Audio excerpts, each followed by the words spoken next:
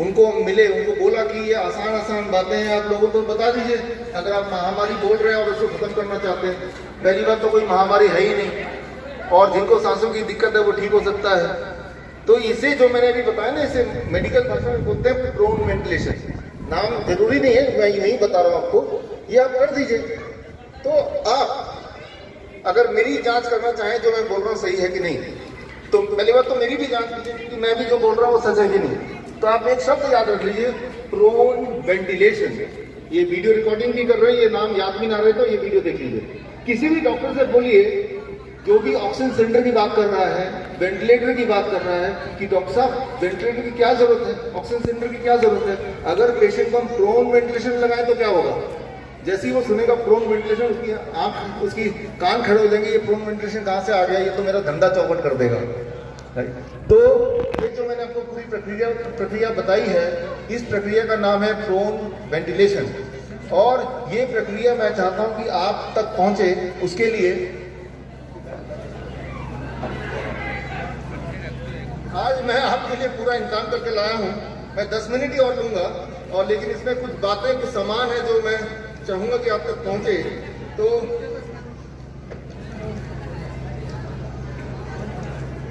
आपकी बात नहीं बताना मांग रहे हैं। ये जो किताब है, इसमें जो मैंने बताया वो सारा अच्छी तरह से दिया है। इसकी एक प्रति मैं सुमेर जी को दे रहा हूँ, और इसकी 50 प्रति और है, वो सुमेर जी को सौंप दूंगा। वो आप में से जो खाप पंचायत के जो सारे हैं उनको एक एक किताब दे देंगे। तो इसमें ये सारा कुछ है जितना मैंने अभी तक बताया।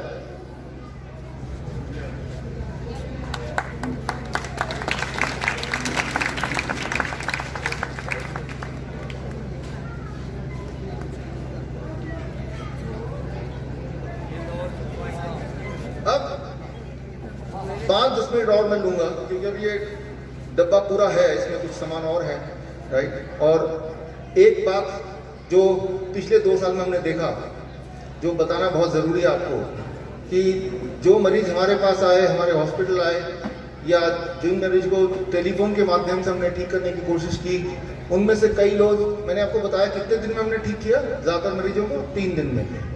लेकिन उस वक्त के हालात ऐसे थे, टेलीविजन में इतना ज्यादा डराया जा रहा था कि 3 दिन भी उनको भारी पड़ रहा था।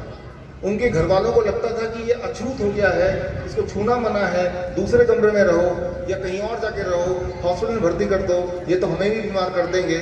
हमारे जहाँ जहाँ हॉस्पिटल हैं, उस वक्त जहाँ थे, अब भी जहाँ पे हैं, तो हमने ये नियम रखा है, कोई भी अगर पेशेंट आके बोलता है कोरोना के पेशेंट है, तो डॉक्टर पहले उसको गले लगाएगा, उससे हाथ मिलाएगा, और उसके बाद बैठ के खाना खाएगा। उसको ये बताएगा कि ये छूत की बीमारी नहीं है। मैं आज आपको बताना चाहूँगा, ये जो कोरोना है, सही मायने में ये सिर्फ खांसी जुकाम बुखार है, ये कोई छूत की बीमारी नहीं है। हाँ, खांसी से भी कभी कभी किसी किसी को दोबारा 100 में से 1 आध को हो भी जाती है, बस उतना ही है। तो ये कोई छूत की बीमारी नहीं है जिसमें मास्क लगानी जरूरी है। मास्क लगाना छूत की बीमारी है, क्योंकि जब मास्क अगर मैं अभी लगा लूँ, आपसे बात करूँ, तो मेरी जो थूक है और उसके अंदर जो वायरस है, वो कीटाणु है, वो मास्क में जाएंगे, और हमारी आदत है बार बार मास्क को ठीक करना, और उसके बहाने मेरे उंगलियों में वो आएगा, फिर उंगली से मैं इसको पकड़ूंगा और आप भी इसको पकड़ेंगे, तो मास्क जरूर कीटाणु को फैला सकते हैं। और जब मैं ऐसे बात कर रहा हूँ, तो कीटाणु जब खुले आसमान में जा रहा है, तो वो खुले आसमान में कीटाणु मर जाते हैं अपने आप ही, धूप में मर जाते हैं अपने आप ही। इस बात को आपको समझना पड़ेगा कि कोरोना कोई छूत की बीमारी नहीं है, लेकिन कोरोना से बचने के लिए जो मास्क पहना है वो जरूर छूत की बीमारी है। इसलिए मास्क पहनेंगे तो आप जरूर मरने के नजदीक आएंगे, क्योंकि जब हम मास्क पहनते हैं तो हमारे अंदर जो वायरस है, जो छींक के माध्यम से शरीर बाहर फेंकना चाहता है, वो बाहर ना फेंक के वो आपके मास्क के अंदर ही अटक जाता है, और आप उसी को लेके चलते फिरते इन्फेक्शियस एजेंट बन जाते हैं, उसी को लेके पूरे दिन घूमते रहते हैं और बाकी लोगों में भी फैलाते रहते हैं। ठीक इसी तरह से टीकाकरण है। देखिए, टीकाकरण जब होने वाला था पिछले साल 16 जनवरी में लॉन्च किया गया, मुझे इसलिए पता है क्योंकि हम बहुत ही गहराई से इसको देख रहे थे तब से, जब 2 साल पहले, क्योंकि हमें पता था कि ये अंत में टीकाकरण लेके आएंगे और एक बहुत बड़ा बजट लगा देंगे। याद रखिए, हमारे हॉस्पिटल्स हैं, मैंने आपको बताया, टीका लगाने के छोटे बच्चे जो 18 साल वाले, तीसरे दिन किडनी फेल, हमारे हॉस्पिटल में भर्ती। टीका लगाने के दूसरे दिन हार्ट अटैक, टीका लगाने के पहले दिन उसको इतनी सारी उल्टी, इतना खून की उल्टी, ब्लड क्लॉट एक्सेट्रा, ये सारी चीज हमने अपने आंखों से देखा है।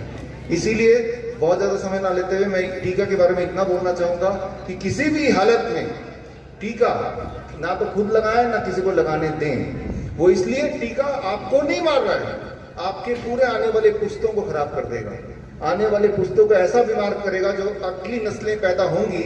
फिर कोई दवाई नहीं उसको ठीक करने की, कोई तरीका नहीं है ठीक करने का। वो तो लग गया, एक बार तो लग गया, तो कभी भी किसी को लगाना नहीं है, ना लगाने देना है। ये एक है। इसके बारे में अगर आप पूरा जानना चाहते हैं तो उसके लिए मैं किताबें लाया हूं, यहाँ दे दूंगा, क्योंकि कम समय में बहुत सारी चीज नहीं बताना सकते। एक चीज मैं आखिर में बताऊंगा, अभी अगला सिर्फ 5 मिनट लूंगा और आखिर में एक बात और बताऊंगा, उससे मैं इसको क्लोज करूंगा आज का ये दिन।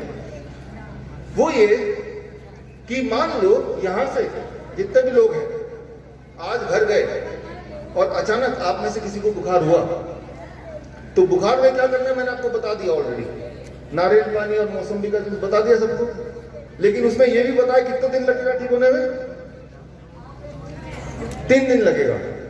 लेकिन अगर आपको काम है 3 दिन में ठीक होना नहीं चाहते, आप उसी वक्त ठीक होना चाहते हैं, उसी वक्त, ऐसे में आप क्या करते हैं, पैरासीटामोल की गोली लेते हैं ना।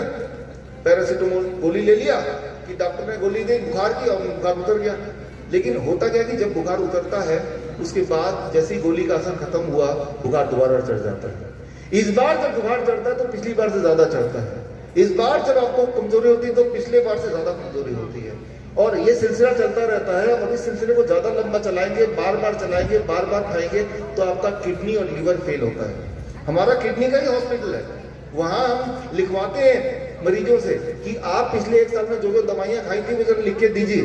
तो हमें पता है कि अगर आप अपने किडनी को, दोनों किडनी को अगर फेल करना चाहते हैं कि बिल्कुल फेल हो जाए 1 साल के अंदर, तो आप सिर्फ एक काम कीजिए कि जब भी आपको बुखार हो फटाफट आप पैरासीटामोल की गोली खा लीजिए।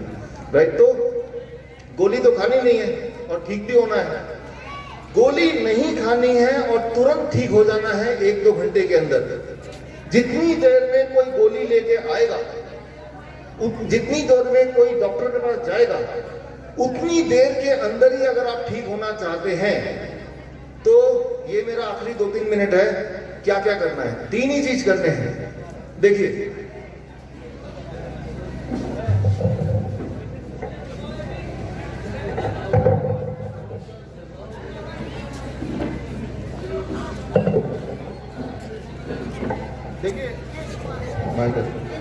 जैसे ही आपको बुखार हुआ या आपके परिवार में किसी को बुखार हुआ, तो बुखार हुआ और शरीर में कमजोरी हुई, उसी वक्त बुखार शरीर ने किया है।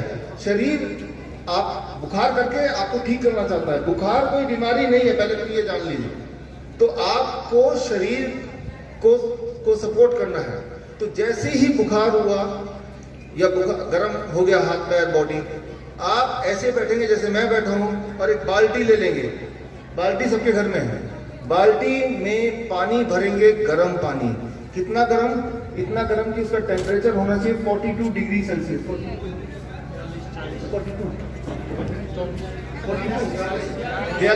42 डिग्री सेल्सियस पे पानी गर्म होना चाहिए। अच्छा, 42 डिग्री सेल्सियस पानी कैसे पता चलेगा? इसके लिए मैं चाहता हूं कि आप लोग एक काम कीजिए कि आप थोड़ा सा खर्चा करके दुकान से कहीं से भी, ये आता है थर्मोमीटर, पानी का थर्मोमीटर। पानी कितना उसका टेम्परेचर ये बताता है। ये 150 रुपए का कहीं से मिल जाएगा या ऑनलाइन आजकल मिलता है। गांव में भी एक रख लेंगे तो काम हो जाए। एक तो मैं सुमेर जी को देके जाऊंगा। ये तो ये रख लिया। बुखार हुआ आपको, उसी वक्त पानी गर्म किया। पानी का टेम्परेचर कितना? 42 डिग्री। उस पेशेंट मरीज को बोला पैर बाल्टी के अंदर रख दिया। ऐसा उसको आधे घंटे बैठना है। लेकिन आधे घंटे जब बैठेंगे तो क्या होगा कि पानी ठंडा होने लगेगा। आपको एक और बाल्टी लेना, उसमें 50 डिग्री सेल्सियस से पानी रखना है। हर 10 मिनट में 2 मग पानी इसमें डाला, 2 मग पानी पहले इससे निकाला, ताकि आधे घंटे पानी 42 डिग्री पे ही रहे, कम ना होने पाए। हो गया आधे घंटा। उस वक्त जब आधा घंटा मरीज जैसे बैठा है, तब क्या करना है? उस मरीज को पानी पिलाना है आधा लीटर, बिल्कुल गर्म, इतना गर्म कि उससे ज्यादा गर्म होगा तो उसका जीभ जल जाएगा, उतना नहीं, उससे जस्ट थोड़ा कम जितना वो पी पाए। और एक नींबू निचोड़ देना आधे लीटर पानी में और उसको थोड़ी थोड़ी देर में गर्म पानी पिलाना, आधे घंटे में वो आधा लीटर पानी पेट में होना चाहिए, गर्म, बिल्कुल गर्म। याद रखिए गर्मी में वायरस जिंदा नहीं रहता है, राइट। तीसरी चीज, आधा घंटा हो गया, आधा घंटा हो गया तो आप देखेंगे बुखार है क्या, आपको हैरानी बुखार कहाँ गया। एक तो पहले बुखार था, ऊपर से गर्म पानी डाला, बुखार उतर गया, उल्टा। समझिए जरा, बुखार था तो हमें और गर्म करना है, बुखार में ठंडा नहीं करना है, बुखार में बुखार को और गर्म करना है। कैसे? पानी यहां तक, फिर दूसरा आपने गर्म पानी पिलाया। तीसरी और आखिरी बात, तीसरी और आखिरी बात,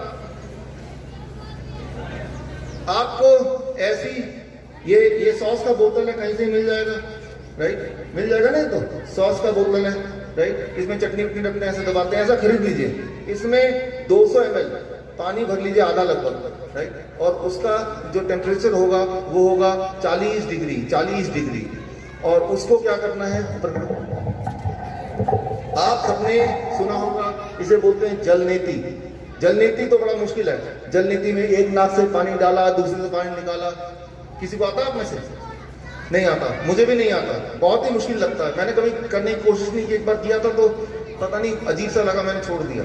आसान तरीका जो छोटा बच्चा कर लेगा, और जितना आसान आपको लग रहा है उससे कई गुना आसान, आपको ऐसे पिचकारी में इस तरह का पानी भरना है 40 डिग्री पे, और उसके साथ 1 चम्मच नमक डाल देना है, नमक याद रखिए।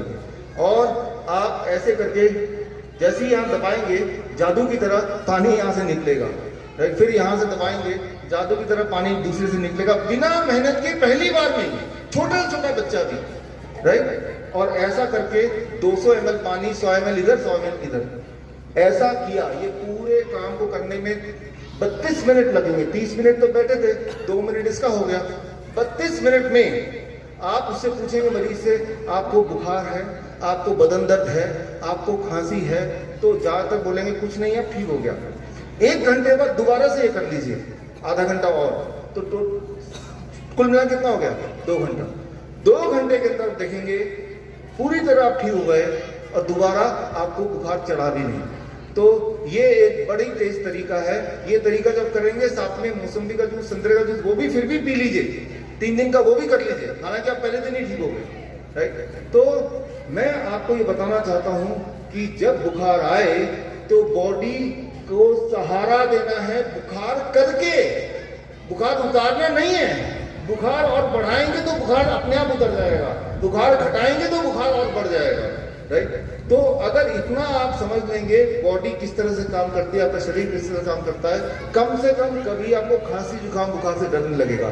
एक आखिरी बात आप लोगों के लिए, जो छोटे बच्चों को लेके आए हैं, महिलाओं के लिए, कई बार ऐसा होता है कि खांसी, कई बार ऐसा होता है बुखार उतर गया, जुकाम भी चला गया, खांसी है, खूब खांसी हो रही है, लगातार खांसी हो रही है, लगातार जब खांसी होती है, रुकती ही नहीं खांसी, तो एक आखिरी काम कर लीजिए, 2 मिनट लगेंगे, 4 मिनट लगेंगे।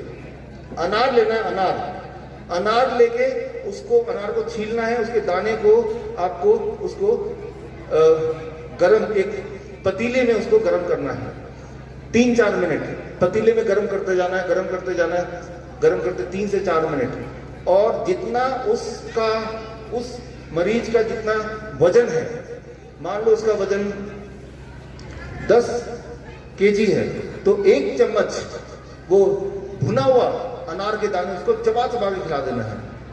अगर वो 20 kg उसका वजन है, यानी कि 2 चम्मच भुना हुआ अनार के दाने चबा चबा के खा लेगा, जादू की तरह खाते ही उसका जो खांसी आ रही थी वो गायब हो जाएगी। तो जो मैंने, धन्यवाद। तो जो मैंने अभी तक बताया, ये कर लेंगे तो आपको ना तो डर लगेगा, ना कोई चिंता होगी। यही है इलाज। इसी से हमने 60,000 लोगों को ठीक किया, इसी से आप ठीक हो सकते हैं। मैं तो ये भी शर्त लगाता हूँ सुने जी से कि कभी ऐसा हो जाए तो दोबारा मौका हो तो हमें बुलाइए, मैं आपको करके दिखाऊंगा। मैं आपके एक आवाज पे यहाँ आने को तैयार हूँ। ये तो भी एक दूसरा एक और टॉपिक है जिसके लिए अभी समय नहीं है, लेकिन मैं बोल देता हूँ, एक दिन और हम ले लेंगे। खांसी जुकाम बुखार जिसको कोरोना से आपको डराया जा रहा है, उसका मैंने असलियत आपको बता दिया आज। अब एक तरह के मरीज हैं जो डायबिटीज के मरीज है, ब्लड प्रेशर के मरीज हैं, राइट, जो हार्ट के मरीज हैं, दिल के मरीज हैं, किडनी के मरीज हैं, तो वो कैसे ठीक होंगे? उनको क्या करना चाहिए? क्या उनको दवाई पे रहना चाहिए? तो जिंदगी भर रहना जरूरी है? उनको जिंदगी भर दवाई पे रहना जरूरी नहीं है। क्या उनको जिंदगी भर बीमार रहना जरूरी है? उनको जिंदगी भर बीमार रहना भी जरूरी नहीं है। वो ठीक कैसे हो सकते हैं? वो कैसे ठीक हो सकते हैं? मैं 2 लाइन में बोलूंगा, ये आपके लिए, इसे होमवर्क का हिंदी क्या, इसका हिंदी बताओ ना। हाँ, ये गृह कार्य मैं आपको देके जा रहा हूं, और अगली बार जब मैं आऊंगा तो पूछूंगा कितने लोग डायबिटीज से मुक्त हुए, कितने लोग बीपी की गोली छोड़ पाए, कितने लोग दिल की गोली छोड़ पाए, ये मैं आपको पूछूंगा। तो करना क्या होगा, वो अगले 2 मिनट में बोल के मैं समाप्त करूंगा आज का ये वक्तव्य। करना ये होगा कि आप में से जो लोग, या सारे लोग, जो लोग बीपी गोली ले रहे हैं, किसी भी तरह की गोली ले रहे हैं, हार्ट की गोली ले रहे हैं, जिनके घुटनों में दर्द रहता है, राइट, तो उनको सुबह 12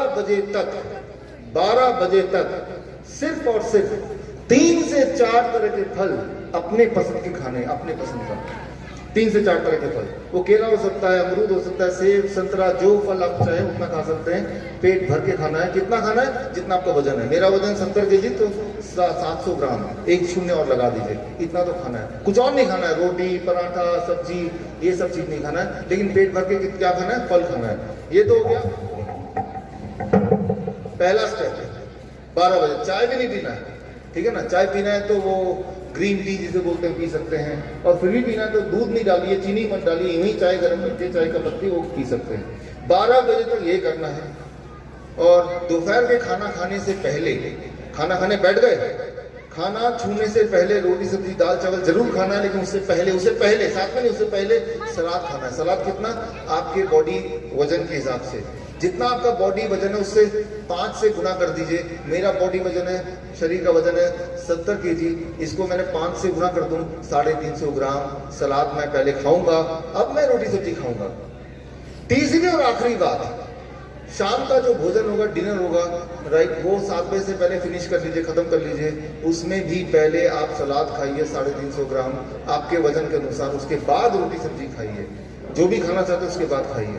ये 3 चीज करेंगे, और एक ही चीज छोड़ना है, एक चीज छोड़ना है, वो है कोई भी चीज पैकिंग में आती हो, डब्बा बंद हो, चाहे वो बिस्किट हो, चाहे नमकीन हो, उसको छोड़ दीजिए।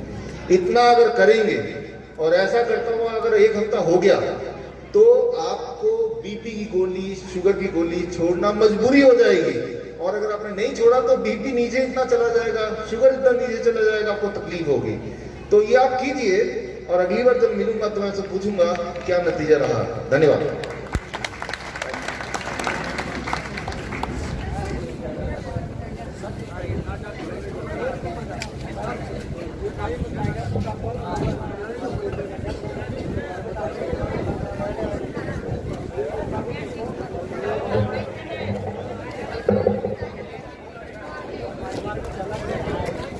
डॉक्टर मिशो स्वरूप राय जी चौधरी ने बहुत ही अच्छी बात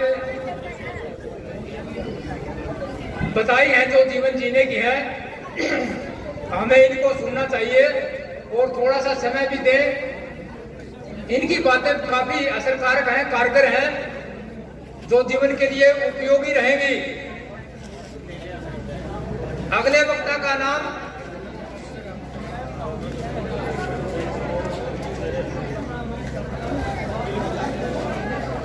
तमाम लोग श्रोतागणों से मेरा निवेदन है, अपील है कि वो थोड़ा सा समय दें और बैठ जाए, बैठकर सुने।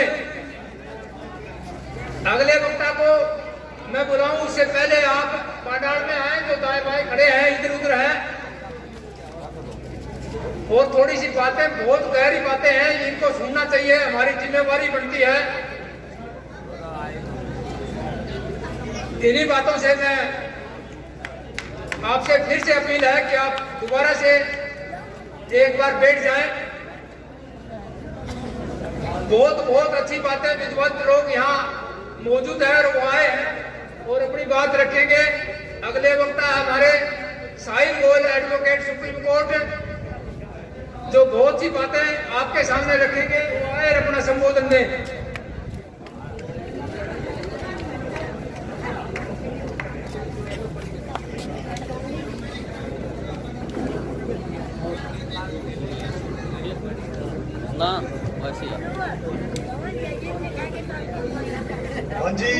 रामराम पूरे गांव में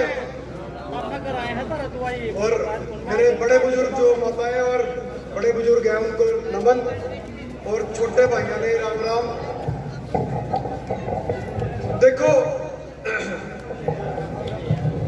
आज हमारे देश के अंदर क्या हो रहा है, लगातार हमारे गांव को बर्बाद करने की कोशिश कर रहे हैं लोग।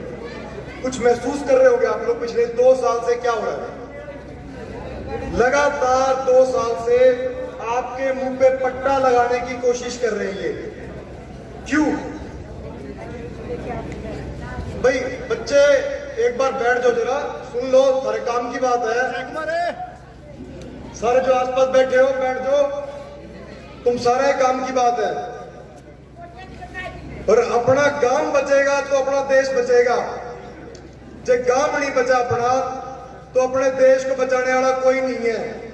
जो आप सोचते हो शहर वाले बचा लेंगे सारे गांव ने, तो नहीं बचा पाएंगे। अपन शुरू करते हैं, थोड़ी सी कल वाली घटना बात कर लेते हैं, जो ताजा ताजा घटना हुई है। हम दिल्ली में बैठे थे 17 तारीख दोपहर 2 बजे से दिल्ली में आपको पता होगा किसका शासन है इस समय पे? केजरीवाल का है। तो यह आम आदमी पार्टी का जो नुमाइंदा है केजरीवाल, उसका शासन है। वहां हम गए हुए थे उसको ज्ञापन देने के लिए, और ज्ञापन में मुख्य बातों में से एक ये थी कि भाई तुम जनता के मुंह पे ये पट्टा क्यों लगा रहे हो, जनता की आवाज क्यों दबा रहे हो। लगातार जनता से जो है एक प्रकार से चंदा वसूल रहे हो। सबसे पहले तो मैं दत्ता गांव के अपने भाइयों को बधाई देना चाहूंगा इस चीज के लिए कि यहाँ पे जिस प्रकार से गैर संवैधानिक नीतियों का विरोध किया गया हमारे डाटा गांव के अंदर, और ये पूरे राष्ट्र के अंदर एक बहुत बड़ी मिसाल है। इसके लिए तालियां होनी चाहिए। आप लोगों ने जो संघर्ष किया है, आप लोगों ने मिसाल कायम करी है, ये पूरे राष्ट्र के अंदर एक बहुत बड़ा एग्जाम्पल बना है कि गांव जब इकट्ठा हो जाता है तो फिर किसी प्रशासन वाले की कोई हिम्मत नहीं है कि वो आके तुम्हारे पे कोई धक्का कर सके। तो कानून की अगर हम बात करें तो धक्का जो होता है ना किसी भी प्रकार का, वो गलत होता है। इसके लिए हमारे को बहुत लंबी चौड़ी कानून की बातें जानने की जरूरत नहीं है। हमें सिंपल ये पता होना चाहिए, सीधी सीधी बात, कि हमने धक्का नहीं बर्दाश्त करना, चाहे धक्का किसी भी तरीके से हो। ये तो मानते हो धक्का किसी भी आदमी के ऊपर कोई भी करता है वो गैर कानूनी होता है। इससे ज्यादा समझाने की कोई, ज्यादा समझने की बातें नहीं है। आपको किसी का दबाव नहीं सहन करना होता। अब 17 तारीख पे आते हैं। 17 तारीख को हम अरविंद केजरीवाल के दफ्तर के बाद दिल्ली सचिवालय में बैठे थे, और दोपहर 2 बजे से उसमें मुख्य ये सब बातें थी, टीके लगा रहे हो भाई, इसमें बता दो जनता को कि टीके में है क्या, और ये टीके क्यों लगा रहे हो, इसका फायदा क्या है, ये बता दो। ये मुंह पे जो छींके लगा रहे हो, ये छींके क्यों लगा रहे हो मुंह पे, इनके फायदे क्या हैं, और जब फायदा नहीं है तो क्यों लगा रहे हो। साथ साथ जो जनता से चंदा वसूल रहे हो, मैं स्पष्ट कहना चाहूंगा कि चंदा ले रहे हैं आपसे, ये कोई चालान नहीं है, ये चंदे की रसीद है। इनके पास जो पैसा जा रहा है, जिन खातों में जमा हो रहा है, उसमें भी अंतर है। जो चालान कटता है वो पैसा कहां जाता है, और यहाँ पे जो पैसा जा रहा है वो किन खातों में जा रहा है। डीसी और एसडीएम के नाम से जो खाते खुल रखे हैं उन खातों में जा रहा है। चालान की रसीद अलग अलग कैसे हो सकती है पूरे हरियाणा के अंदर, या दिल्ली में, या पंजाब में, या राजस्थान में, या कर्नाटक में? हो सके क्या? सब जगह पे अलग अलग रंग की रसीदें छाप रखी हैं। फिर आपको दबाव देते हैं, हम आप पे कानूनी कार्रवाई कर देंगे, जो कि कानूनी कार्रवाई बढ़ती नहीं है, यानी कि आपको दबाव दे रहे हैं।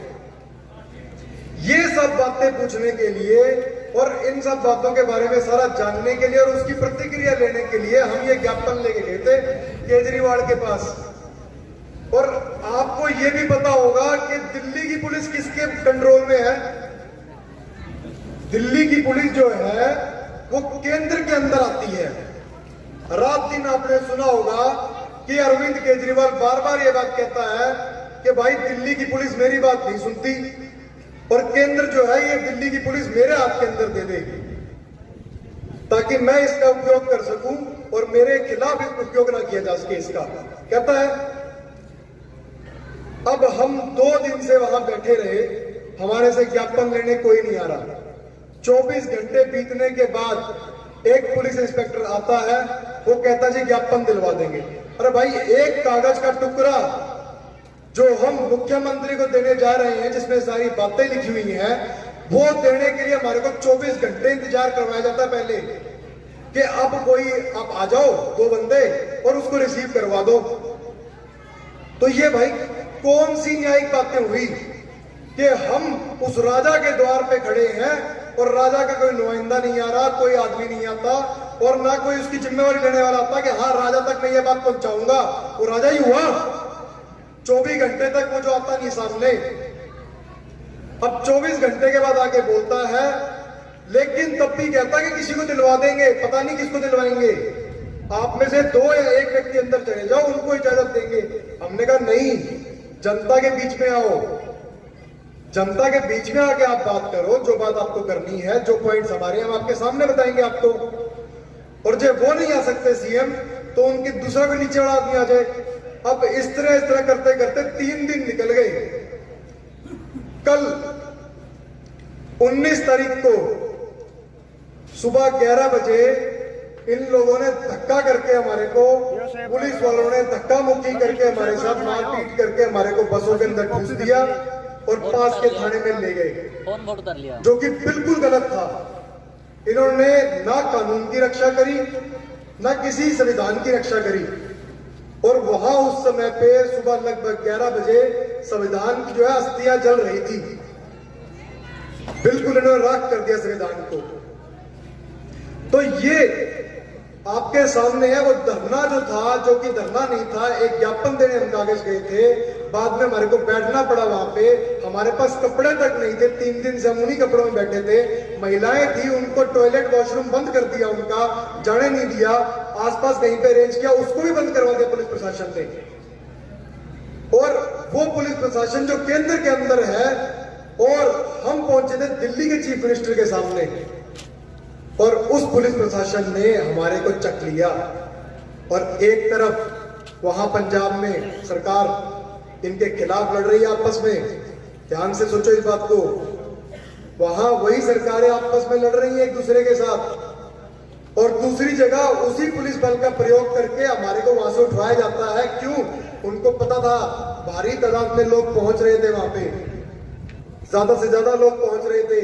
और दिल्ली जो कि केंद्र है हमारे भारत में इस समय पे, वहां पे लोगों की जागरूकता हो रही थी, शहर के लोग जागने शुरू हो गए थे, और लोगों को पता लग रहा था, सारे पुलिस वाले समझने लग रहे थे, जो भी प्रशासन के अधिकारी थे वो सारी बात समझने लग गए थे। उनको यहां तकलीफ थी।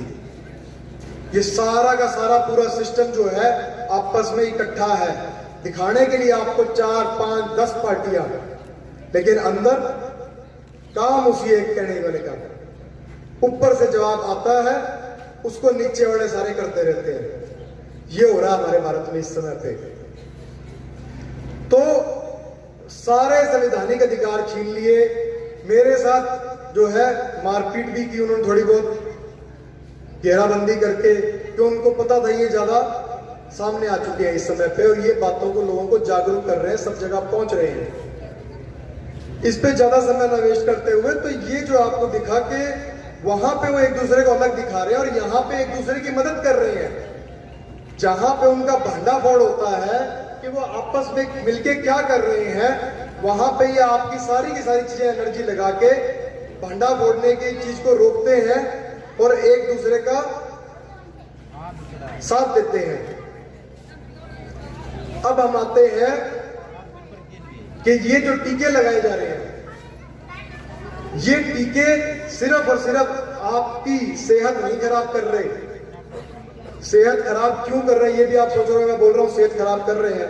तो भाई कंपनी अपनी फैक्ट शीट के अंदर जिन कंपनियों के टीके हैं वो अपनी फैक्ट शीट के अंदर लिख के दे रही हैं। 25 से ऊपर जो साइड इफेक्ट है वो कंपनियां लिख के दे रही हैं कि भाई इनसे ये चीज हो सकती है। क्या आपको बता रहे हैं वो? जिन जिन लोगों को लगाए जा रहे हैं, क्या बता रहे हैं? मैं समझता हूं नहीं बता रहे। रोज 10-10 फोन, 20-20 फोन आते हैं पुलिस अफसरों के भी, वो भी कहते हैं भाई साहब हमारे साथ धक्का हो रहा है, वो भी समझ रहे हैं सारे षड्यंत्र को। तो पुलिस के तंत्र का भी इस्तेमाल किया जा रहा है। तो ये जो टीके लगा रहे हैं आपकी सेहत का तो नुकसान कर ही रहे हैं, साथ साथ आपका धर्म भी भ्रष्ट कर रहे हैं। कैसे? इसमें कंपनी खुद लिख के दे रही है, सरकारों ने अपने खुद के आरटीआई के अंदर लिख के दिया कि इसके अंदर न्यूबॉर्न काफ सीरम है, यानी गर्भवती गऊ के बछड़े को मार के जो सीरम निकालते हैं उसके हृदय में से, उसका इस्तेमाल कर रहे हैं ये लोग, उसका इस्तेमाल कर रहे हैं ये लोग। और दूसरी जगह आपको धर्म के नाम पे कहते हैं पार्टी को वोट दे दो। तो कहां बचा आपका धर्म बताओ? और लगातार आप ये देख रहे हो कि आपके सारे कानून जो है छीन रहे हैं आपसे। पिछले लगभग 2 साल से डिजास्टर मैनेजमेंट एक्ट लगा रखा है इन्होंने, यानी आपदा प्रबंधन का नियम क्यों लगा रखा है? आपकी सारी ताकतें लेने के लिए हमारी पंचायतें तक जो है 1 साल से बंद पड़ी हैं। क्यों नहीं हो रहे पंचायतों के इलेक्शन? हमारी पंचायतों को उनको पता है कि हरियाणा की पंचायतों में ये ताकत है कि ये इकट्ठे हो गए तो ये बदमाश कुछ नहीं कर पाएंगे, इसलिए पंचायतों के सारे अधिकार छीन रखे हैं और पंचायतों को जो है सुस्त करके बैठा दिया बिल्कुल। और सारी की सारी ताकतें जो है बीडीओ के पास। आपको पता होगा इस बात के बारे में, पता है आपको? तो ये एजेंडे जो है, ये सारी जो गेम चल रही है, ये बहुत ही बड़ी गेम है। ये टीका जो है ये एक ही चीज है, इसमें से बहुत बड़े बड़े हथियार हैं इनके पास, हमें बहुत बड़ी लड़ाई लड़नी है। और टीका और ये मुंह का छीका ये छोटी छोटी चीजें हैं, हाँ, लेकिन है बड़ी गंभीर। ये आपके मुंह पे जो छीका लगा रहे हैं, इसका आपके मनोवैज्ञानिक स्तर पे क्या असर पड़ रही है आपने कभी नहीं सोचा होगा। जो एक गुलाम होता है, राजा के सामने गुलाम को बोलने की इजाजत नहीं होती है, तो अगर सारे बोलने लगेंगे तो राजा कैसे रहेगा? तो राजा क्या करेगा? सबके मुंह बंद कर देगा। वही कर रहे हैं आपके साथ। आपको कह रहे हैं मुंह बंद कर लो, उससे आपको जो है सेहत का नुकसान होगा, वो तो होगा ही। वो तो इन्होंने कई बार बता दिया, डॉक्टर BRC ने भी आपको बताई ये बातें। लेकिन मनोवैज्ञानिक स्तर पे आपकी फिजियोलॉजी चेंज हो रही है, यानी कि आपकी शारीरिक जो बनावट है वो चेंज हो रही है। लोग जो आपको जिस प्रकार से देखते हैं उसमें भी फर्क आ रहा है। तो आपकी फिजियोलॉजी चेंज होने से आपकी साइकोलॉजी, यानी कि आपकी मानसिक तौर पे आप में बदलाव आ रहा है। हो क्या रहा है? जब आप मुंह पे लगाएंगे उसको, तो लगातार लगाने की वजह से आपका दिमाग ट्रेन हो जाएगा कि आपने बोलना कम है। धीरे धीरे धीरे धीरे आपको आदत पड़ जाएगी, क्योंकि दिक्कत आएगी बोलने में। दिक्कत आएगी तो कम बोलोगे, कम बोलोगे तो धीरे धीरे आदत पड़ जाएगी, भाई बोलना ही नहीं है। फिर क्या होगा? अब इन्होंने जो लगाया वो कान भी आपके यहाँ पे कानों को तनियां लगती हैं, देखी होगी, वो जो मुंह पे लगाने को कहते हैं, उस पे आपके कानों पे वो तनियां लगती हैं।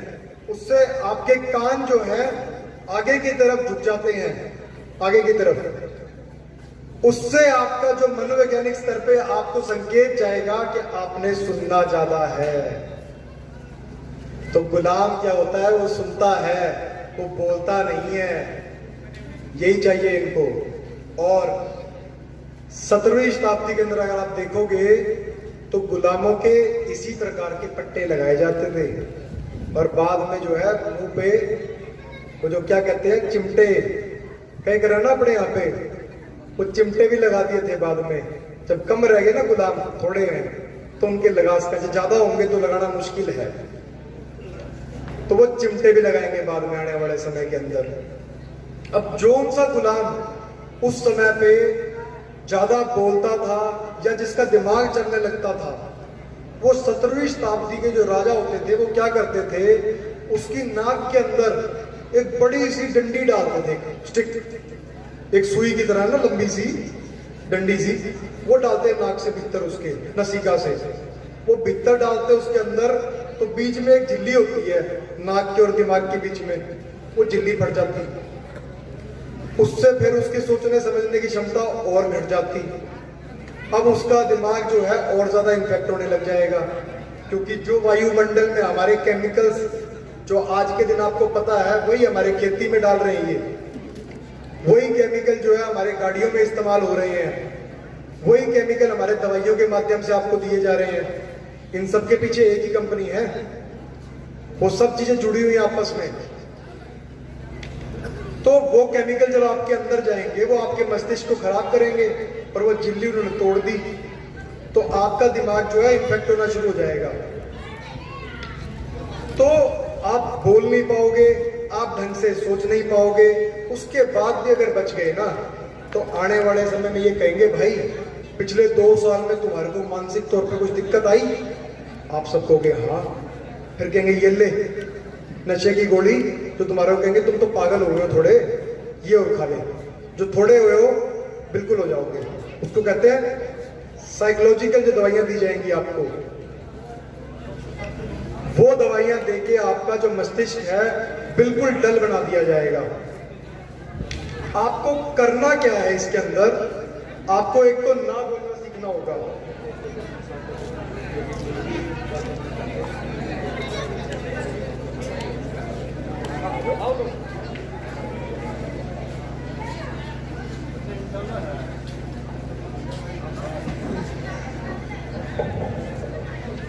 अभी जो आज मैंने यहाँ सुना, या जब मैं आ रहा था हमने अपने टीम से बात की, एक फैसला हमने भी आज लिया है, एक फैसला हमने भी आज लिया है। दाता गांव का नाम हमने आज से पहले सुना है अखबार के माध्यम से, और जो काम आपने किया, जो सोच के साथ आज आप यहाँ पे हैं कि लॉकडाउन खत्म करने का, अपना खुद का फैसला लेने का और वैक्सीन नहीं लगवाने का, स्कूल खोलने का या उसको आगे बंद नहीं करने का, ये फैसला अगर आप लेते हैं सारी पंचायत, पूरी गांव, तो मैं इस मंच के माध्यम से आपको बताना चाहूँगा कि आपके गांव में ही हम आपकी मदद से आपका ही एक हॉस्पिटल, राइट, जहाँ पे आपके ही बच्चों को मैं ट्रेनिंग दे दूंगा। जब आप बुलाएंगे एक फोन पे हम यहाँ पे हाजिर होंगे, और ट्रेनिंग मैं इस बात की दूंगा कि अगर इस गांव में किसी भी तरह का कोई भी बीमारी किसी को भी होती है तो उसका संपूर्ण इलाज मुफ्त में गांव के अंदर ही, बिना बाहर के किसी को जोड़े, किस प्रकार पूरी तरह से ठीक से किया जाए, जल्दी से जल्दी इलाज, बिना खर्च के इलाज, और इस तरह से ठीक हो कि दोबारा बीमार ना पड़े। देखिए, बीमार पड़ना ना पड़ना हमारे हाथ में नहीं है, भगवान के हाथ में, लेकिन इस वक्त धरती में जो सबसे बेहतरीन इलाज है वो गांव के अंदर ही कैसे हो, और सबसे बड़ी बात मुफ्त में कैसे हो। और वो इलाज करने वाले जो लोग होंगे, आपके गांव के नौजवान होंगे, उनको कौन ट्रेनिंग देगा? मैं और मेरी टीम जो कि फरीदाबाद में अलग अलग हॉस्पिटल्स में है, वो यहाँ पे आकर ट्रेनिंग देगी और हम जुड़ के रहेंगे।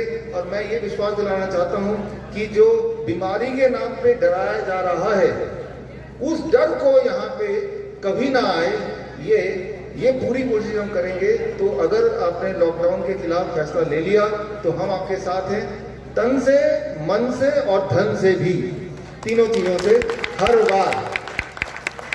और ये जो मैं बोल रहा हूँ और मैं करके दिखाऊंगा, जब भी आप बुलाएंगे, आपका फोन आना और मेरा यहाँ पे चल के आना, राइट, वो ऑलमोस्ट उसी वक्त हो जाएगा, चाहे मैं दुनिया में कहीं पे भी हूँ। धन्यवाद। डॉक्टर साहब, डॉक्टर विश्वरूप राय चौधरी ने जो घोषणा की है उसके लिए हम इनका बहुत धन्यवाद करते हैं गांव की तरफ से, और आगे गांव की सहमति से जो भी फैसला होगा उससे इनसे संपर्क करके इस बात को आगे बढ़ाने का प्रयास किया जाएगा। डॉक्टर विश्वरूप राय को मतलब मसाल भेंट कर गोरखपुर से साथी फकीर चंद जी।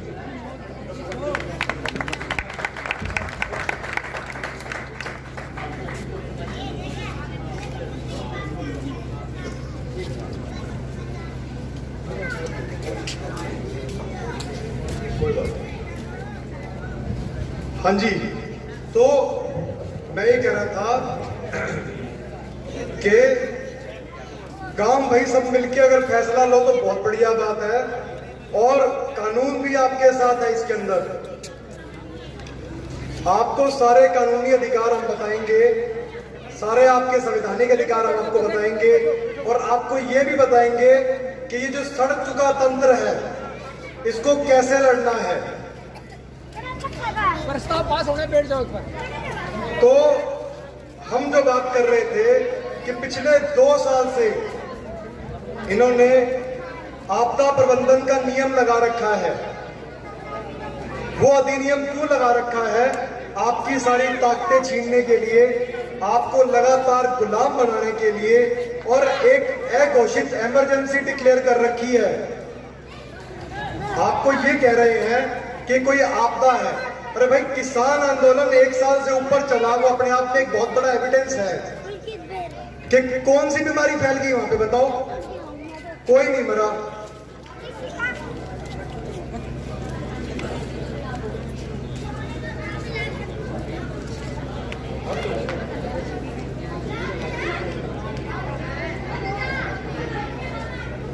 कोई नहीं। तो ये जो है डिजास्टर मैनेजमेंट एक्ट इन्होंने लगातार लगा के रखा हुआ है, और इसके माध्यम से आपकी सारी ताकतें छीन रहे हैं। आपको ये भी बताना चाहूंगा कि ये डिजास्टर मैनेजमेंट एक्ट जो है, इसी की वजह से ये जो टीके लगा रहे हैं, ये टीके जो है इमरजेंसी यूज ऑथराइजेशन के अंदर है, यानी कि सिर्फ आपदा में लगाए जा सकते हैं। तो अगर कोई आपदा होगी कागजों के अंदर, तभी ये टीके लगा पाएंगे, नहीं तो नहीं लगा सकते। इसीलिए इन्होंने ये आपदा प्रबंधन का नियम आज तक लगा के रखा हुआ है, पर आपको सही ढंग से जानकारी नहीं दी जा रही इन बातों के बारे में। तो आपको इन सब चीजों को जानना होगा। अभी आपको मैं एक बात और बताना चाहूंगा कि जो आपके शारीरिक इंफॉर्मेशन होती है, आपके शरीर के अधिकार क्या है। आपने कोई सी सुई ली, नहीं ली, कब ली, कब नहीं ली, कोई दवाई खाई, नहीं खाई, कितने गिलास पानी पिया, नहीं पिया, ये आपकी निजी जानकारी होती है। ये निजी जानकारी लेने के लिए कोई आपको बाध्य नहीं कर सकता, आपको ये नहीं कह सकता कि आपको जवाब देना ही पड़ेगा। लगातार आपको सुनने में आ रहा होगा कि जो आशा वर्कर हैं या दूसरे हैं, वो आके आपको बार बार बोलते हैं कि आप बताओ आपने लिया कि नहीं लिया, सर्टिफिकेट दिखाओ। तो इसमें इंफॉर्मेशन टेक्नोलॉजी एक्ट की धारा 43 है और 72 भी लगती है। लेकिन मोटी बात यह है कि आपकी जानकारी आप तक रह सकती है, बशर्ते आपको अपने अधिकार पता हो। आपको ये पता होना चाहिए ये मेरी जानकारी है, मैं नहीं देता उसको, मैं क्यों दूं भाई उसको? वो कौन होता है मेरे से पूछने वाला? और जबरदस्ती क्यों सहन करेंगे हम? तो इस समय पे सरकारें जो है आपको जो है एक तरह से ऐसा कर रही है, कचहरी के अंदर तो बोल रही है हाँ ये टीके के साथ धक्का नहीं कर रहे हम, और धक्का नहीं करेंगे, और टीका ना लेने वाले को हम किस तरीके से तंग नहीं करेंगे, कोई उसकी सुविधा में बाधा नहीं डालेंगे। कचहरियों में तो ये बात कह रही है, और दूसरी तरफ आपके साथ धक्का हो रहा है लगातार। स्कूल में, कॉलेज में, कंपनियों के अंदर लगातार धक्का कर रहे हैं, कह रहे हैं नहीं लगाओगे तो आपको कंपनी से निकाल देंगे, आपको स्कूल में बैठने नहीं देंगे, आपकी तनख्वाह रोक देंगे, आपको ये कर देंगे, आपको वो कर देंगे। तो भाई ये सरकारें इस समय पे क्या काम कर रही है? एक होएगा एक जानवर बड़ा हाथी, उसके 2 तरह के दांत होते हैं, एक होते हैं दिखाने वाले और दूसरे खाने वाले। तो ये तुम्हारे को दिखा कुछ छोड़ रहे हैं कचहरियों के अंदर, वहां अपना जो है नाम साफ रख लेते हैं, लेकिन यहां आपके साथ धक्का कर देते हैं। तो ये जो लगातार कर रहे हैं आपके साथ डंडा दे के आपको, ये बिल्कुल असंवैधानिक हो रहा है। एक जो और बात है, आपको ये भी नहीं पता होगा कि जब ये टीके लगाए इन लोगों ने तो आपकी एक हेल्थ आईडी जनरेट कर दी आपकी जानकारी के बिना। आपकी health ID, digital health ID इन्होंने बना दी ऑलरेडी, पूछा भी नहीं आपसे, बस नंबर लिया आधार कार्ड का और चढ़ा दिया उसके ऊपर और बना दी। और भाई मेरे से पूछ लेते, नहीं पूछ रहे, आगे भी नहीं पूछेंगे। जे आप लोग नहीं जागे तो आगे नहीं पूछेंगे, आपसे कुछ नहीं पूछेंगे, क्योंकि इनको गुलाम ही चाहिए। तो गुलाम बना के धीरे धीरे जनसंख्या कम कर देंगे, उसका जो थोड़े बचेंगे उनको परमानेंट गुलाम बना लेंगे, मुंह पे लगा देंगे चिमटे, उसके बाद कोई कुछ नहीं कर पाएगा। तब तक हमारी हाथ से सारी बातें निकल जाएंगी।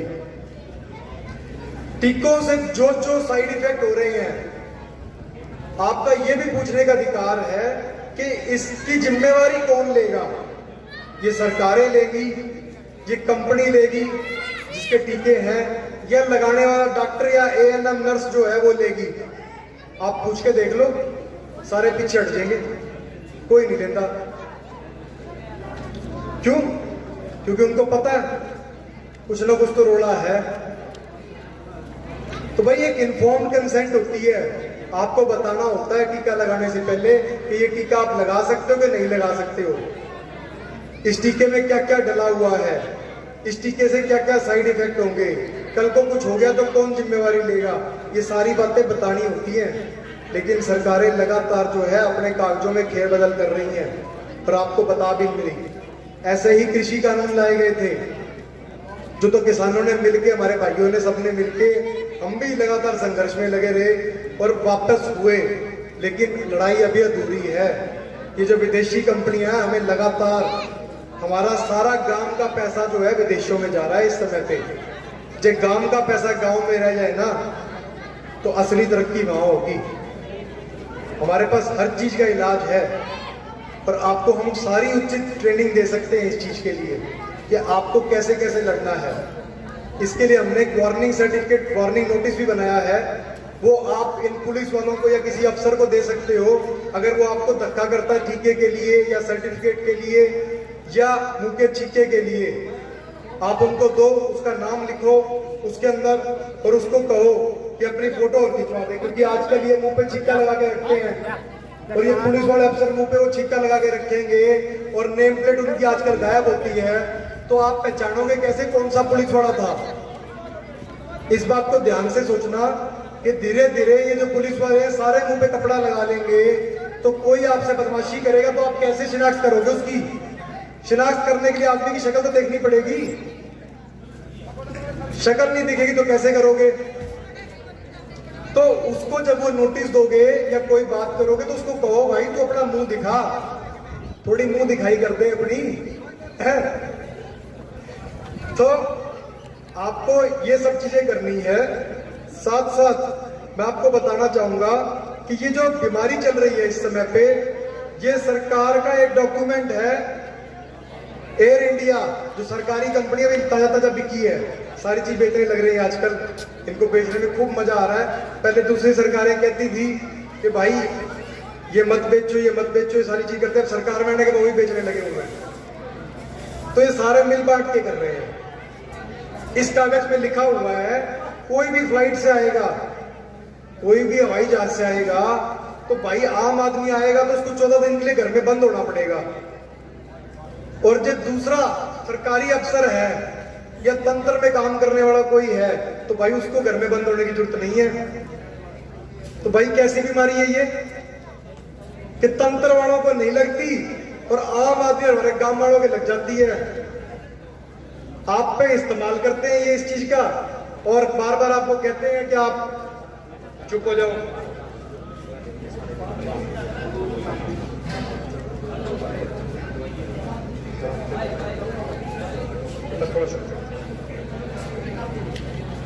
तो ये एक बात और हम आपको बता देंगे इसमें कि ये जो IF3 फॉर्म होता है, अरेस्ट का फॉर्म, मेमोरेंडम ऑफ अरेस्ट, ये आपको बार बार धमकी देते हैं हम आपको अरेस्ट कर लेंगे, आपको उठा के ले जाएंगे, कुछ कर लेंगे।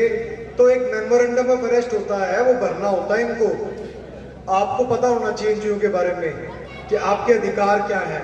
इसको बिना भरे आपको चक्के नहीं ले जा सकते ये लोग, पर अगर ले जाते हैं तो गैर कानूनी होता है। संविधान की धज्जियां सरेआम उड़ा रहे हैं लोग इस समय पे। लेकिन आप लोग, मैं समझता हूं, जागरूक हो। और दत्ता गांव तो अपने आप में वैसे भी बहुत बड़ी मिसाल है इस चीज में। कुछ जो पॉइंट है हमारे इसके अंदर कि हम इनको कैसे लड़ सकते हैं, वो है एक तो हमारे को जो आम आसपास के जो हमारे किसान हैं उनको सपोर्ट करना होगा। जो भी हमारे गांव के किसान हैं आपस में जुड़े और गांव के अंदर ही मार्केट लगे, और जो हमारे शहर हैं शहरों के अंदर भी गांव के हमारे जो किसान हैं वो जाएं और छोटी छोटी लोकल मार्केट्स लगे और वहां पे जो सारी फसलें हैं और वो चीजें बिके, जो फल सब्जियां हैं वो सब चीजें बिके, ना कि इन बड़े बड़े कारखानों के अंदर बड़े बड़े घरानों के जो ऑफिस बन रहे हैं और जो इनके बड़े बड़े धंधे बन रहे हैं उनके अंदर बिकने की जगह ये आपके माध्यम से होना चाहिए काम। और छोटे छोटे जो धंधे हैं वो इन्होंने नष्ट कर दिए पिछले 2 साल के अंदर, क्योंकि जो 2-4 मेन घराने हैं उनको ये लोग सपोर्ट कर रहे हैं। तो आपको कोशिश करनी है कि छोटे छोटे बिजनेसेस जो हैं उनको आपने सपोर्ट करना है, यानी कि आपके आसपास के जो लोग हैं जिसको स्वदेशी कहते हैं उनको आपने सपोर्ट करना है। कैश का इस्तेमाल करना है, रुपए का इस्तेमाल करना है और डिजिटल की तरफ नहीं जाना। डिजिटल की तरफ जितना जाओगे उतना ज्यादा आपको नुकसान होगा, उतना ज्यादा आपको कंट्रोल करेंगे। आज डिजिटल के माध्यम से आपको कहा जाता है कि आप टोल टैक्स जो दोगे, अगर टोल दोगे तो आप कैश में दोगे तो आपको डबल देना पड़ेगा, नहीं तो आप जो वैसे दोगे तो आपको कम देना पड़ेगा। तो इस प्रकार से लगातार आपको ये बातें कर रहे हैं, मूर्ख बना रहे हैं। हमारे पास सारी जानकारी है, हम आपको समय समय पे देंगे इन चीजों के लिए, लेकिन आपके हकों के लिए आपको खुद खड़े होना होगा। और अभी हमारे साथ प्रधान जी हैं, ये कुछ थोड़ी बहुत बातें बताएंगे आपको, इसके बाद कुछ फैसला भी लेंगे।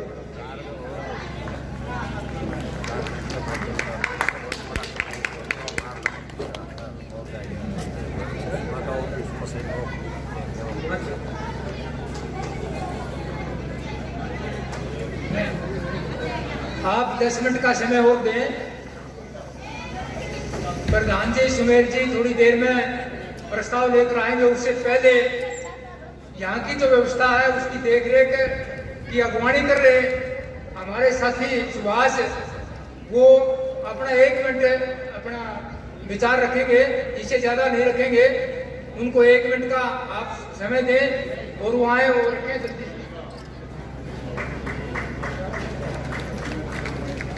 भाई सभी को मेरी राम राम। 1000-1500 लोगों की मेहनत की थी, प्रोग्राम इतना बड़ा सोच रहे थे, लेकिन इतना बड़ा प्रोग्राम नहीं हुआ। लेकिन मेरे को एक बात का पता है, जो अब लोग बैठे हुए हैं ये बिल्कुल करीम निकल के आई है, और ये करीम बैठी रही थोड़ी देर, क्योंकि जिस मकसद के लिए हम इकट्ठा हुए थे अब वो फैसला लेंगे। हमारे सभी पंचायती बैठे हुए हैं, थोड़ी ही देर धैर्य से बैठे रहे, खाना पीना सारा तैयार है, खाना पीना खा के जाए सभी। धन्यवाद। बहुत बहुत धन्यवाद सुभाष भाई। अब मैं निवेदन करूंगा राघव खाप के प्रधान सुमेर सिंह जी, वो आए अपने प्रस्ताव पेश करें।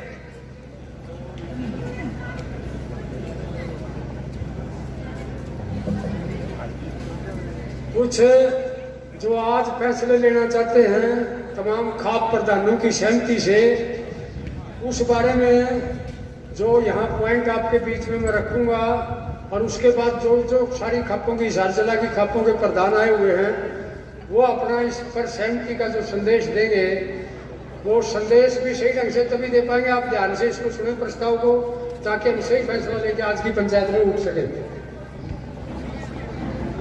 नंबर 1 है, लॉकडाउन से बीमारी कंट्रोल नहीं होती बल्कि बढ़ती है, क्योंकि लॉकडाउन से लोगों का रोजगार, काम धंधे ठप हो जाते हैं, आमदनी बंद हो जाती है, शारीरिक गतिविधियां बंद होने तथा वैसे मानसिक व शारीरिक स्वास्थ्य कमजोर हो जाता है।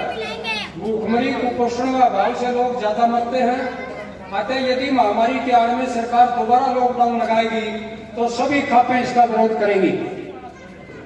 1 पॉइंट।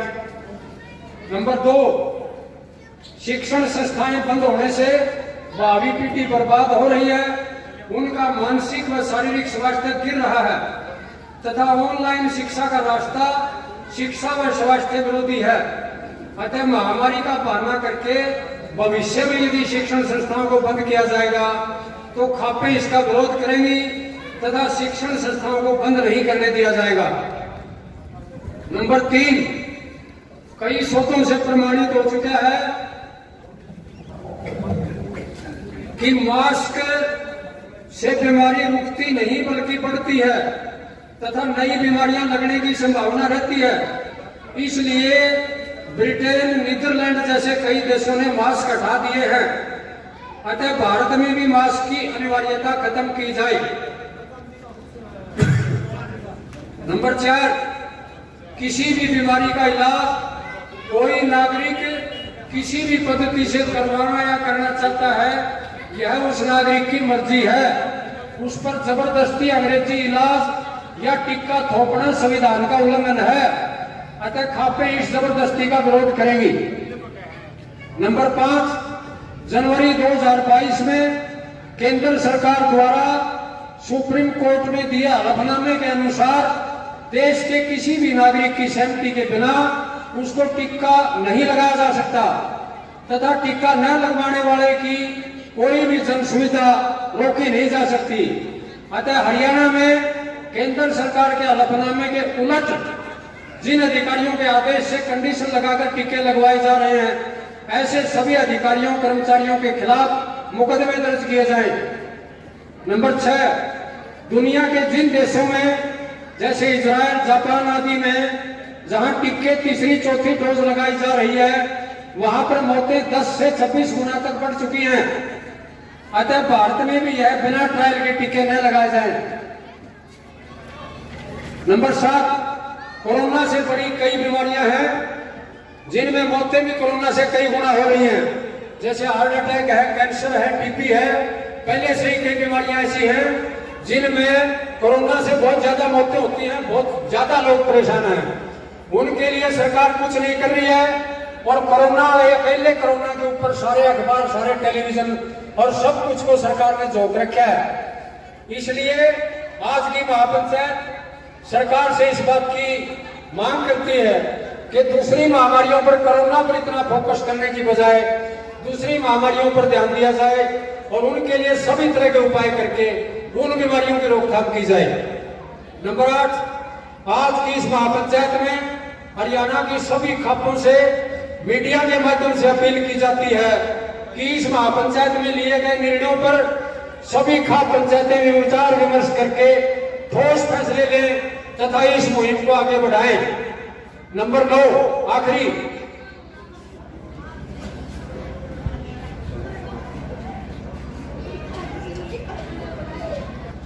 एक सुझाव आया है सुप्रीम कोर्ट के एडवोकेट हमारे बीच में साहिल गोयल जी, जो हमारे से कानूनी तौर पर संविधान की बहुत ज्यादा जानकारी रखते हैं। उनका एक बहुत बढ़िया सुझाव आया है कि खापों को अपील करने की आवश्यकता नहीं है। सरकार हम चुनते हैं और प्रशासन लोगों की सेवा के लिए है। इसलिए जो संविधान विरोधी, कानून विरोधी जितने भी कार्य सरकार कर रही है उसमें खापे इस बात का निर्णय लेने में सक्षम है। उनको इस बात का अधिकार है कि वो इस बात का जो फैसला लेंगे वो सरकार को मानना पड़ेगा। ये जनता की सबसे बड़ी अदालतें हैं पंचायत, और जनता ही सरकार है, जनता ही चुनाव से सरकार को चुनती है। देश की मालिक जनता है, देश की मालिक पंचायतों में बैठे ये लोग हैं, देश की मालिक सरकार नहीं है। सबसे बड़ी अदालत हमारी जनता ही है। नंबर 9 और आखिरी पॉइंट, नंबर 9 पॉइंट ये है कि डॉक्टर विश्वरूप राय के ऊपर भी जो इतनी बड़ी देश के लोगों की सेवा कर रहे हैं, फ्री में लाखों लोगों को ठीक कर रहे हैं और जगह जगह जागरूक कर रहे हैं, उनके ऊपर झूठे मुकदमे दर्ज करने के लिए सम्मन वगैरह आए हुए हैं। उसकी हरियाणा की महापंचायत कड़ी निंदा करती है। उनके वो मुकदमे जो उन पर फर्जी बनाए जा रहे हैं उसको उनको रद्द किया जाए। और इसके अलावा जो एडवोकेट है साहिल गोयल जी और तरुण कोठारी, डॉक्टर तरुण कोठारी, ये जो कार्यकर्ता परसों परले दिन 3 दिन से दिल्ली में बैठे हुए थे और सरकार की इस फर्जी महामारी के खिलाफ जो संघर्ष कर रहे थे और सरकार को ज्ञापन देने के लिए गए हुए थे, इनके साथ जो गैर कानूनी धक्कामुक्की की गई है या इनके ऊपर कोई किसी तरह का मामला दर्ज किया गया है उसको रद्द किया जाए। और उसकी हम सरकार की कड़ी निंदा करते हैं जो उन्होंने तानाशाही इनके साथ व्यवहार किया है। और इसके अलावा जितने भी कार्यकर्ता इस मुहिम में पूरे हरियाणा में और पूरे भारतवर्ष में लगे हुए हैं, वो सच्चाई को लेकर लगे हुए हैं, वो जनता को जागरूक करने के लिए लगे हुए हैं। ऐसे किसी भी कार्यकर्ता पर, चाहे वो गांव सतर का हो, चाहे वो किसी शहर में लगे हुआ हो, जहां भी कोई मामला दर्ज किया गया है ऐसे तमाम मामले वापस लिए जाएं और ऐसे जो मामले दर्ज किए गए उसमें उनकी अधिकारियों की सरकार की कड़ी निंदा करते हैं। ये चीजें, ये मेन जो पॉइंट मैंने आपके बीच में सभी खापों के बीच में रखे हैं, इस पर सभी 9 के 9 खाप प्रधान जो हमारे हिसार जिला के आए हुए हैं और साथ में जज्जर जिला से जो धनखड़ खाप के प्रधान आए हुए हैं, वो अपने अपना 2-2 मिनट में अपना संदेश दें उनकी सहमति पर कि वो अपनी अपनी खापों में, यदि वो सहमत है तो हम उम्मीद करते हैं कि वो अपनी अपनी खापों में हर गांव में संदेश को पहुंचाएं, अपने अपने खापों में पंचायत बुलाएं और हम इस पंचायत के माध्यम से हरियाणा में भी इसकी मुहिम की वो मतलब एक मुहिम की अपील करते हैं हरियाणा के खापों से। धन्यवाद। इनकलाब जिंदाबाद। तो मैं सतरोड़ खाप जो हमारे जिला की सबसे बड़ी खाप है और हमेशा इस तरह के कार्यों में अपनी अग्रणी भूमिका में रहती है, मैं निवेदन करता हूं इस सतरोड़ खाप के प्रवक्ता धर्मपाल जी बड़ा वहां आए और अपने 2 शब्द बोले।